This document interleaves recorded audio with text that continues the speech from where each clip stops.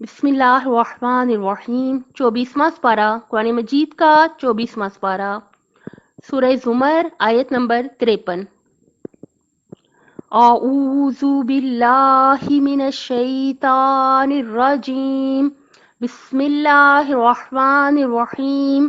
कुल या इबादियल्लज़ीना असरफ़ू अला अनफुसिहिम ला तक़नतू मिन रहमतिल्लाह इन्नल्लाह यग़फ़िरुज़्ज़ुनूब जमीआ इन्नहु हुवल गफ़ूरुर रहीम। कह दीजिए, ऐ मेरे बंदो, जिन्होंने अपनी जानों पर ज्यादती की, यानी क्या मतलब, गुनाह किया जिन्होंने,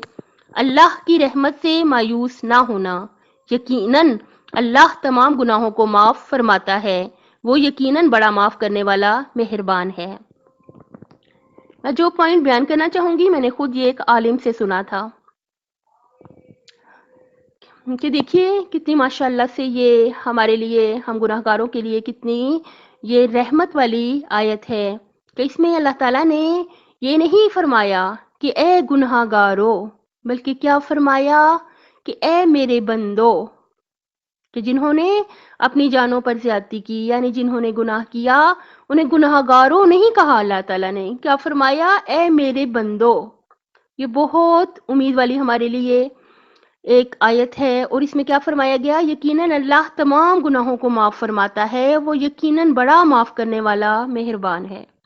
देखिए, ये मैं हमेशा से कहती होती हूँ कि आप कुरान मजीद की तरफ से ये गिफ्ट, ये तोहफा, ये इनाम ले लीजिए और अपनी नस्लों को दे के जाइएगा कि हम लोग मरने से पहले, यानी मरने से पहले मतलब कि जितनी जल्दी हो सके हमें अपने सारे गुनाहों की अल्लाह ताला से माफ़ी मांग लेनी चाहिए, ताकि जब हम इस दुनिया से चले जाएं तो हमें अपने गुनाहों का अजाब बर्दाश्त ना करना पड़े।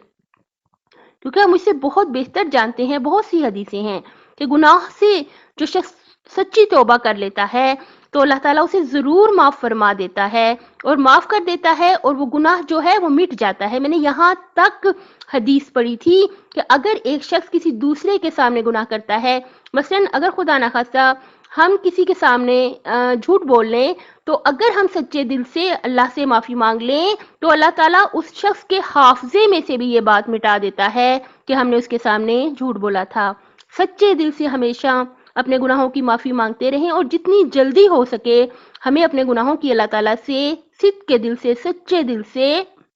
माफ़ी मांग लेनी चाहिए। देखिए, हमेशा हम कहते हैं रो रो के गुनाहों की माफ़ी मांगे, इससे क्या मुराद है? देखिए, जब इंसान को दुख लगता है, जब इंसान बहुत शर्मिंदा होता है, जब हम कहते हैं अल्लाह पाक आप बहुत अजीम हैं, आपने करोड़ हा नेमतें हमें बगैर मांगे अता की हैं, आपने हमें माँ बाप की नेमत अता की, बच्चों की नेमत, आप एक एक नेमत पे गौर करें, आसमानों ज़मीनों को देखें, आप अपने आप पे गौर करें, एक आंखें कितनी बड़ी नेमत हैं।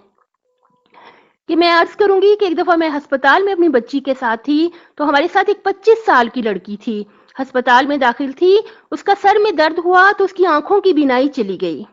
सिर्फ इस आंखों की बिनाई पर ही गौर करें। अगर हम सजदा शुक्र में सर रखें तो हम उठाएं ही ना कि शुक्र अल्लाह ताला की किसी एक नेमत का भी हम अदा नहीं कर सकते। इसीलिए जब हम अल्लाह की बेपनाह नेमतों को और उसकी अजमतों को सोचें और फिर देखें कि हम कहें अल्लाह पाक, पहले नंबर पर हमारी जुर्रत ही नहीं होनी चाहिए थी कि हमने गुनाह कर दिया, लेकिन बिलाखिर हम इंसान हैं, खताकार हैं। तो इस शर्मिंदगी से, इस दुख और अफसोस से जब हम अल्लाह से माफ़ी मांगेंगे तो खुद ब खुद हमारी आंखों में से आंसू जारी हो जाएंगे और अल्लाह ताला यकीनन सारे के सारे गुनाहों को बख्श देता है।